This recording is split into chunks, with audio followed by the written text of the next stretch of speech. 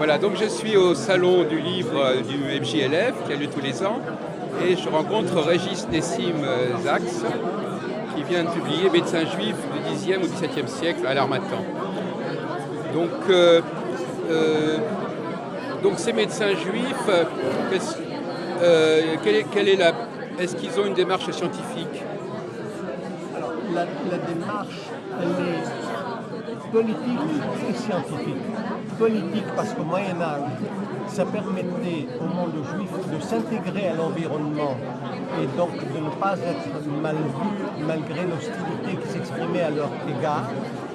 Et scientifique parce que le fait d'être médecin, il fallait connaître la médecine de l'époque et être au point pour soigner les uns et les autres et pour être reconnus de qualité. Ils ont été particulièrement bien identifiés et reconnus puisqu'on les trouve non seulement dans la population juive et chrétienne et musulmane, mais aussi auprès des grands maîtres de l'époque, les papes, les seigneurs européens ou encore les grands califes. On pourrait les assimiler à des juifs de cour éventuellement? Ah, il y en avait? Oui. Oui, en juifs, médecins de cour. Oui, c'est ça, mais enfin, ils étaient privilégiés quelque part. Et c'est par leur intermédiaire que le fait était ressenti pour l'ensemble de la population. Voilà, c'est ça, ils plaidaient pour l'ensemble de la communauté. Oui, mais ça ne marchait pas toujours comme ça, mais c'est souvent le cas quand il y a un médecin comme ça. Sauf s'ils ne guérissaient pas le Non. Sauf si la communauté juive ne fournissait pas les taxes et l'argent, s'appauvrissait. Ah oui. Et en fait, l'intérêt que portaient les seigneurs sur les juifs, en particulier en Europe, c'était fiscal. Oui, absolument. C'était pour trouver s'il y a des fonds à détourner pour eux-mêmes. Et alors, qu'est-ce qui faisait justement que ces médecins juifs étaient spécialement appréciés? Ils avaient des méthodes différentes des autres médecins? Leur qualité, peut-être leur sensibilité, parce que les médecins juifs, depuis les temps bibliques du Talmud et jusqu'à maintenant, mais surtout dans cette période-là, avaient deux principes fondamentaux. L'éthique, la morale, et probablement ça c'est l'élément capital qui les distingue des autres, peut-être des autres médecins, et l'hygiène. Ils avaient une vision très importante de l'hygiène et de l'éthique. Et ça, mais enfin, néanmoins, avec le recul, ils avaient quand même... Enfin, je veux dire qu'il n'était pas complètement dans la modernité. Au niveau, par exemple, de la connaissance du corps humain, des interventions chirurgicales, enfin, ils étaient quand même dans leur époque. Ils étaient dans leur époque. C'est pas eux qui ont découvert la médecine. La médecine est née avec l'être humain depuis longtemps. Dans l'Antiquité, les Grecs, notamment Hippocrate, puis Galien, puis Dioscoride, ont édifié le socle de la médecine sur lequel les Arabes, traducteurs et auteurs, puis les Juifs, traducteurs et auteurs, se sont appuyés. Donc, ils n'ont pas innové, des petites nuances peut-être, des petites nuances, chacun avec son expérience personnelle a porté le petit plus à ce socle incontestable. Et ce socle qui est reposé beaucoup sur la médecine grecque, il n'a pas beaucoup évolué pendant la période du Moyen-Âge, il évoluera plus tard, et notamment à partir de la Renaissance et de l'ère de l'humanisme. Et le livre consacré également aux Juifs maragnes aborde cet aspect des choses et les progrès. Mais est-ce qu'ils étaient plus en avance que les médecins de la chrétienté? Non. La médecine, c'est quelque chose... C'est une science partagée par tout le monde. Et ce qui est, comme aujourd'hui, comme avant, ce qui était connu en Orient, ce qui était connu en Occident. Ah bon? Alors, l'Orient a transmis le savoir grec pendant la période du Moyen-Âge, et les Juifs ont traduit les textes arabes en latin avec l'aide des auteurs. Voilà, ils ont été les traducteurs aussi en latin et en roman, en ancien français. Les traducteurs juifs, c'est des familles entières qui vous sont consacrées. Et pour ce qui est de la médecine et de la philosophie, il y a les Tibonides.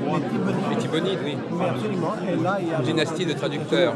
c'est fantastique.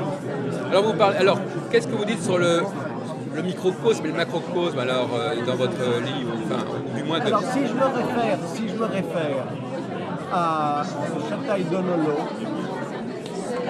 la fonction de l'organe de l'homme était assimilée à son échelon au grand geste de la nature, donc le macrocosme en haut et le microcosme en bas.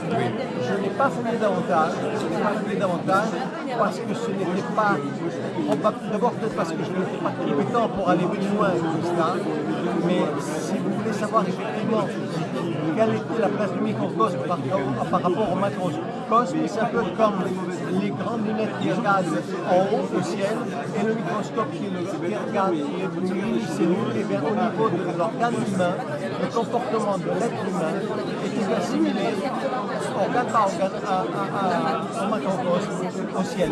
Alors quels sont les chercheurs qui vous ont précédé dans l'histoire de la médecine juive? Alors il y a... À qui vous rendez-vous crédit? Enfin, à qui alors il y a Stein Schneider, qui est un rabbin du siècle précédent, il y a un peu plus d'un siècle, qui a énormément fouillé les manuscrits, les écrits, et il a consacré sa vie à ça, il a recueilli beaucoup d'informations. Il y a également, pardonnez-moi, je cherche le nom. Il y a également un auteur au début du XXe siècle, en 1911, qui a écrit la médecine dans le Talmud et dans la Bible. Je cherche son nom parce que c'est excessivement important. Oui. Il va me revenir, pardonnez-moi. Oui. Et puis il y a, c'est Julius Preus. Oui. Et il y a Harry Friedenwald aux États-Unis. Ah oui. Harry Friedenwald qui aux États-Unis a sorti le livre le plus important sur les médecins et la médecine juive du Moyen-Âge. Et il y a eu en France Isidore Simon. Oui, voilà. Il a enseigné, il a donné des cours aussi. Tout à fait. Alors ceux-là, effectivement, ont pris de la... Mais alors vous-même, pourquoi vous écrivez sur ce sujet finalement? Vous êtes médecin? Oui, je suis cardiologue et interniste. Je suis cardiologue interniste à la retraite. Et au moment de partir à la retraite, j'ai cherché une occupation. Je ne suis pas historien de base. J'ai cherché une occupation, j'ai cherché un médecin juif. Et puis j'ai fréquenté l'école pratique d'autres études et j'ai découvert que l'histoire de la médecine juive était citée mais non informée. Alors j'ai choisi ça comme sujet et je me suis fait suivre à l'école pratique d'autres études pour ne pas dire n'importe quoi et pour qu'on m'oriente sur... Vous étiez inscrit, vous avez proposé un mémoire? J'ai proposé qui a été soutenu en 2013, c'est l'objet du mémoire. Avec qui? Dans quel département? Philologie, section 4. Ah oui, oui, qui connaît très bien la médecine médiévale. C'est elle qui avait écrit la médecine juive existe, mais ce n'est pas ce qui Ah d'accord, donc vous êtes... Et donc je suis allé la voir, oui. j'ai suivi ses cours et j'ai choisi Madame Schlanger Judith, qui est à l'école pratique, elle est philologue, pour qu'elle me dirige dans ce travail et depuis 4 ans, on se découvre. Et quelles sont les langues que vous connaissez, que vous utilisez?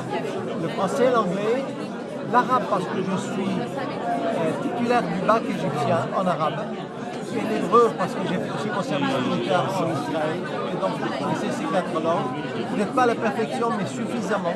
Vous avez d'autres projets maintenant? Oui, je suis sur Isaac Israéli, médecin du Xe siècle en Tunisie. Et cette fois-ci, je suis beaucoup plus précis. Je traduis de l'arabe son texte sur un traité de fièvre qui, à l'époque, pouvait se confondre avec la tuberculose peut-être, mais traité de fièvre qui, normalement, devrait être bouclé d'ici 2 ans. J'ai fini la traduction, mais il faut le mettre en page. Oui. Écoutez, je vous remercie, docteur Sachs.